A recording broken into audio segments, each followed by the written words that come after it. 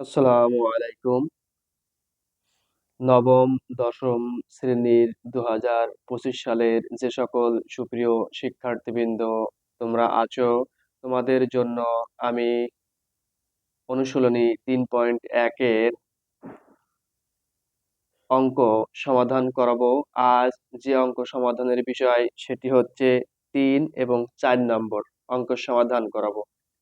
খেয়াল করো প্রিয় শিক্ষার্থীবৃন্দ, নবম, দশম শ্রেণীর গণিত ২০২৫ সাল এবং যারা ২০২৬ সালের এইচএসসি পরীক্ষা দিবা, ঠিক আছে, তাদের জন্য অনুশীলনী ৩.১ এর ৩ নম্বর এবং ৪ নম্বর অঙ্কের সমাধান। ৩ নম্বর আছে a মাইনাস বি ইকুয়াল 4 এবং এ বি ইকুয়াল ৬০ হলে এ প্লাস বি এর মান কত বলেছে। আর ৪ নম্বর বলেছে এ প্লাস বি ইকুয়াল 9m এবং A B equal 8m square হলে এ মাইনাস বি এর মান কত বলেছে। তাহলে খেয়াল করো প্রিয় শিক্ষার্থীবৃন্দ, ৩ নম্বর অঙ্কের সমাধান করাবো।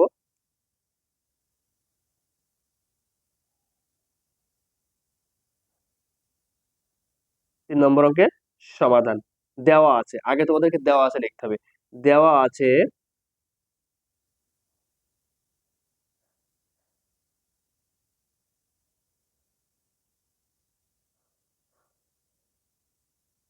আছে খেয়াল করো, দেওয়া আছে কি এ মাইনাস বি ইকুয়াল 4। তাহলে এ মাইনাস বি ইকুয়াল 4 এবং এ বি ইকুয়াল কত, 60। তাহলে এ বি ইকুয়াল কত, 60।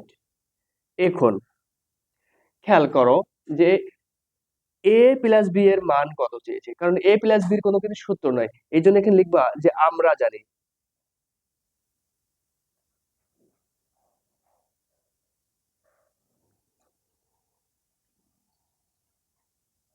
আমরা জানি A plus B whole square. তাহলে A plus B whole square এর সূত্র কি প্রিয় শিক্ষার্থীবৃন্দ? A plus B whole square সূত্র, এটা তোমরা A minus B whole square plus 4ab, যেহেতু এটা হচ্ছে এখানে মান নির্ণয়, মান দেওয়া রয়েছে, এই জন্য মান নির্ণয়ের সূত্রটি ব্যবহার করলাম এখানে কিন্তু। কারণ সূত্র দুইটা আছে, একটা হচ্ছে এখানে অনুসিদ্ধান্ত আর একটা সিদ্ধান্ত। যেহেতু এটা হচ্ছে এখানে আমরা মান নির্ণয়ের অঙ্ক করছি, এই জন্য এটা মান নির্ণয়ের সূত্র বসালাম প্রিয় শিক্ষার্থীবৃন্দ।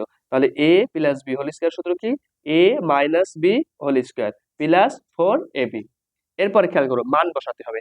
তাহলে এ মাইনাস বি ইকুয়াল কি ছিল, 4। তাহলে এই জায়গায় 4 বসলো, আর এই যে পাওয়ার স্কোয়ার ছিল সেই স্কোয়ার এখানে বসালাম, আর এই প্লাস এখানে বসলো, এই 4 এখানে বসালাম ইনটু এ বি। তাহলে এ বির মান কত ছিল, 60। তাহলে এ বির মান এই 60 এখানে বসালাম। এরপর খেয়াল করো 4 কে যদি স্কোয়ার করা হয় তাহলে কত হয়, 16। 4 4 কত হয়, 16 প্লাস 4 ছক কত, 24, আর এই শূন্য এখানে বসালাম। তাহলে 0 6, তাহলে যোগ করলে 6 হয়। 4 আর এক কত, 5, আর এই 2 এখানে বসলো, তাহলে কত হলো, 256। এরপরে খেয়াল করো প্রিয় শিক্ষার্থীবৃন্দ, চেয়েছিল কিন্তু এ প্লাস বি এর মান, তাহলে এখানে দেখছি স্কোয়ার আছে, তাহলে এইটা এই জায়গায় এসে এই রুট হলো। তাহলে এবার 256 কে যদি বর্গ করা হয় তাহলে খেয়াল করো যে 16 স্কোয়ার, আর এই রুট স্কোয়ারে কেটে যায়, গেলে কত হলো এখানে 16, এবং এখানে প্লাস মাইনাস বলবে, এটা ধনাত্মক হতে পারে আবার ঋণাত্মক হতে পারে, এই জন্য এখানে 16। তো এটি হচ্ছে এই অঙ্কের উত্তর প্রিয় শিক্ষার্থীবৃন্দ। এরপরে আসো 4 নম্বর। 4 নম্বর কি বলছিল, এ প্লাস বি ইকুয়াল 9m এবং A B equal 8m square হলে এ মাইনাস বি এর মান কত, এটি। তাহলে আসো 4 নম্বর।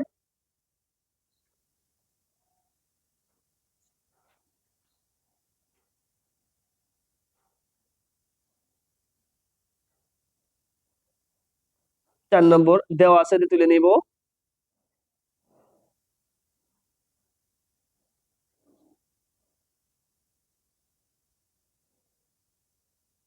দেওয়া আছে এ প্লাস বি ইকুয়াল কত 9m, তাহলে A plus B equal 9m, R A B equal 18m², A B equal 18m², এটি।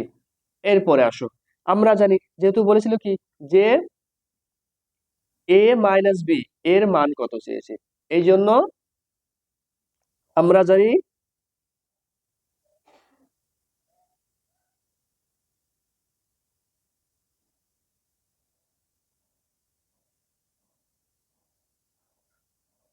আমরা জানি A minus B whole square equal কি, এটা সূত্র, আবার মান নির্ণয়ের সূত্র, যে A plus B whole square minus 4 A B, eighty.